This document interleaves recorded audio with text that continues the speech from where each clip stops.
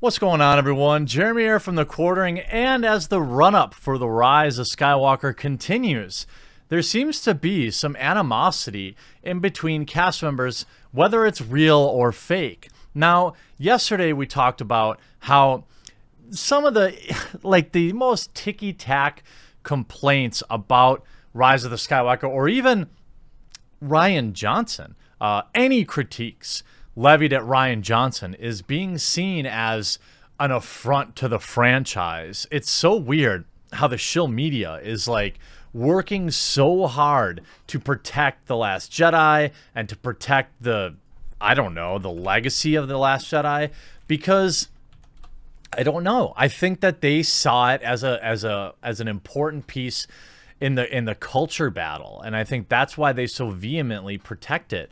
And last night, I guess John Boyega, in a way, kind of appeared to throw Kelly Marie Tran under the bus, although now he's responded, so we're going to cover that, and also some more shill reaction. So John Boyega just threw Kelly Marie Tran under the bus. This is courtesy of Data Racer 117 on Twitter. Highly suggest following him.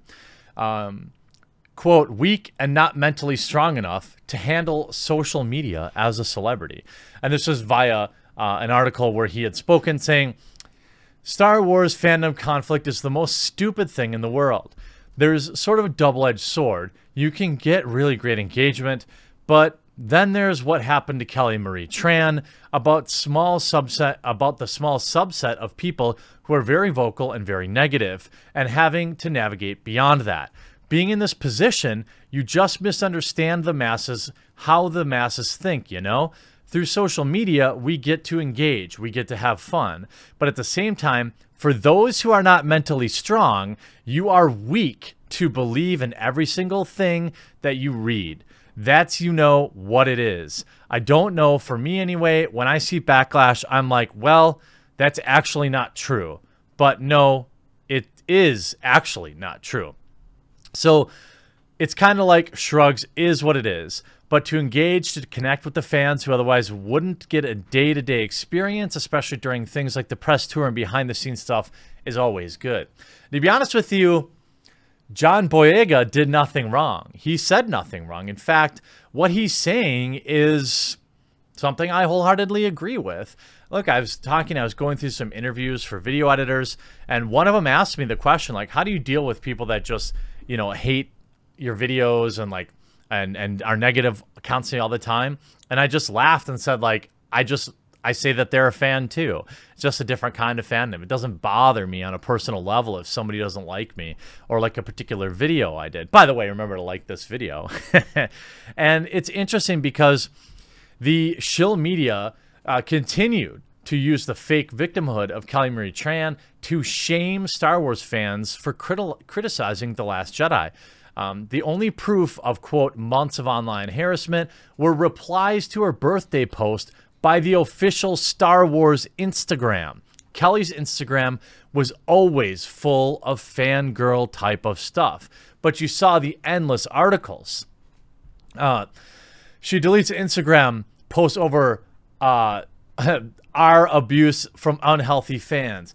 Last Jedi's Kelly Marie Tran has wiped the contents of her Instagram account seemingly due to harassment.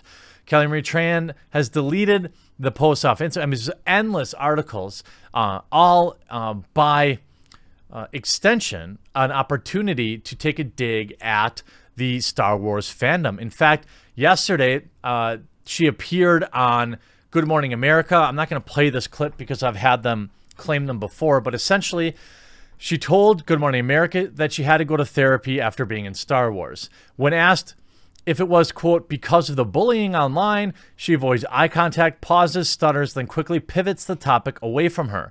This is a person avoiding a lie that has gone too far. And look, I don't necessarily think Kelly Marie Tran, nefariously saw, said, oh, I'm just going to make up this thing and pretend to be the victim. I don't think that's what she did. Go read her letter to the New York Times about being marginalized by online harassment. It's a straight up copy of her November 2017 Instagram post, a month before The Last Jedi was released. I mean, if you were a suspicious person, if you were a doubter, a skeptic, you might think, hey, this is some PR drummed up by her camp. I mean, if you look at all these posts, you didn't see really anything about it. It was just never anything. I think the most I've ever seen is literally one screenshot of one bad comment, which, by the way, could be done by her own team. I'm not saying she had anything to do with it. I doubt she did. But the fact that there's never really been any significant evidence of this, there's never really been like a sustained excuse me, campaign that anyone's been able to point to, it does make one wonder. But then we look, now John Boyega goes on to say, Star Wars fandom conflict is the most stupid thing in the world. Unlike Star Wars compatriots Daisy Ridley, Oscar Isaac, and John Boyega enjoys a robust presence in social media. With nearly 1.5 million followers on Twitter and 1.6 million followers on Instagram, he regularly engages with fans and posts inside looks at his life inside the Star Wars media maelstrom. It's meant that Boyega, who first launched his career in 2011 in the sci-fi action comedy Attack the Block, has been able to connect with Star Wars mega fans while understanding that what it was like to be one well before he was cast in 2015 Star Wars The Force Awakens. He spoke with Variety about that experience, handling the darker side of fandom and how Rise of the Skywalker could illuminate Finn's story.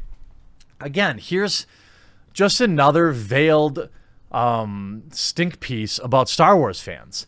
It's so clear to me that the media knows that writing lies about Star Wars fans will get Star Wars fans riled up in response. We'll get them reading their articles. We'll get them clicking on their ads, that they just continue to do it with no real evidence. We're getting more of a backstory of Finn. So now that you've acted in 3 of the biggest movies ever, how has it affected the way you see world?